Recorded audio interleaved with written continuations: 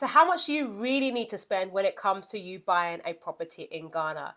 Guys, I get asked this question all the time, and in this video, I'm going to give you a very quick overview in terms of the kind of cost you need to budget for when it comes to purchasing property in Ghana. So if you haven't done so far already, make sure you subscribe, do continue to like and comment, and let's get into it.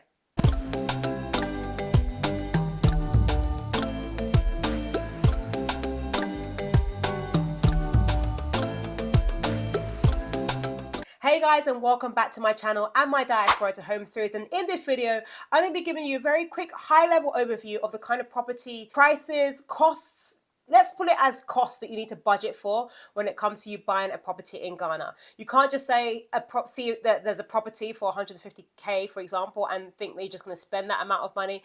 There are certain costs that you need to bear in mind. When it comes to purchasing property in Ghana, there are a number of different costs that you need to consider, especially if you're going to take out a mortgage. Now, if you're going to take out a mortgage, there are fees associated with the mortgage fee, the title fee. Of course, you have to pay your stamp duty. There are search fees, there are valuation fees as well. There are no legal fees when it comes to you getting a property with a mortgage, but of course there is a legal fee if you're going to buy it and do it all yourself. When you're getting the mortgage, the bank actually does all of the good stuff for you, and does all the due diligence, so they will actually cover the legal side for you. But if you're buying a property yourself, there are legal fees that you need to also consider. One of the requirements of getting the mortgage is actually for you to have insurance, so that's another cost as well. So what the bank will typically do is ask you to get insurance, life insurance cover, so the eventuality that something happens to you, God forbid, you pass away, the bank then can actually claim on the insurance and then pay off the remaining of the mortgage, right? There is also insurance that you need to provide on the property, right, against eventuality of fire, for example, right?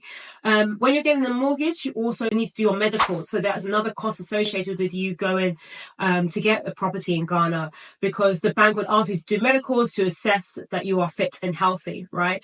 So there are these kind of costs. So typically the title cost to make sure that the property is going to be put in your name, the search cost for them to do all the land searching and do due diligence, the valuation fees for them to go and actually verify that. So that's if the bank is doing it. But if you're doing it yourself, you get a valuer to actually validate the property price, right? To make sure that the price that you're actually paying for the property is actually worth what it says it is. And I do highly recommend, if you don't have a valuer, get a valuer. And I can recommend some, so do comment if you're looking for a valuer, right? But when you're purchasing a property in Ghana, I highly recommend getting a valuer in place, get the valuer to assess the value of the property, and you can always use that report to actually negotiate, right? Because the valuer might come back and say, no, the property's not worth this amount, right? So you can actually use that report to go back to the developer or the builder or whoever and say, no, this is not worth it, right?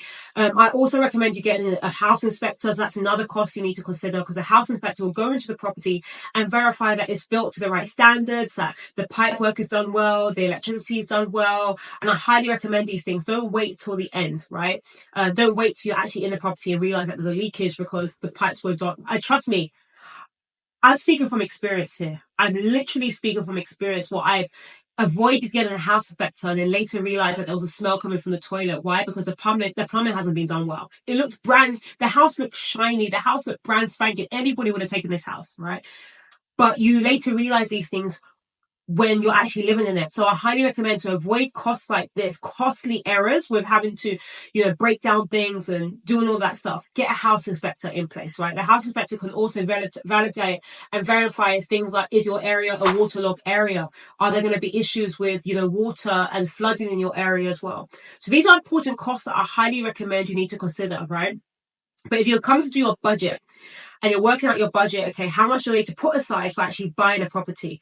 And if I'm going to get a mortgage as well, I would highly recommend, right, if you're buying a property without a mortgage and all of the extra fees that you have to consider for a mortgage, then have approximately 2 to 3% of the property value aside for budgeted for the extra costs that you need, right? If you're getting the property with a mortgage, then I'll say budget about 5% to cover all the costs that you need associated with a mortgage. So it's important that you consider all these things. Now, when it comes to the long term of you having the property, of course, there is maintenance you need to bear in mind, right? Fixing, repairs, potentially service charges, HOA fees as well, but also taxes.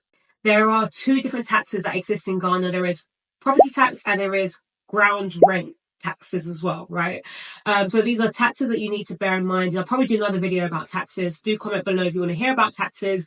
I know not many people are interested in it, but it exists and it's important for you to bear in mind and include in your budget when you're working out whether or not purchasing a property in Ghana actually makes sense from a financial standpoint, okay? So do bear that in mind. But essentially, if you're going for a mortgage, these are the various costs that you need to bear in mind when you're purchasing. So guys, I hope you found this video useful. If you are looking for more insights, do check out my Diaspora to Home course or my free masterclass by checking out the link below. And hopefully I will see you in class. But yeah, until then, make sure you do like, comment and subscribe, and I'll see you on my next video.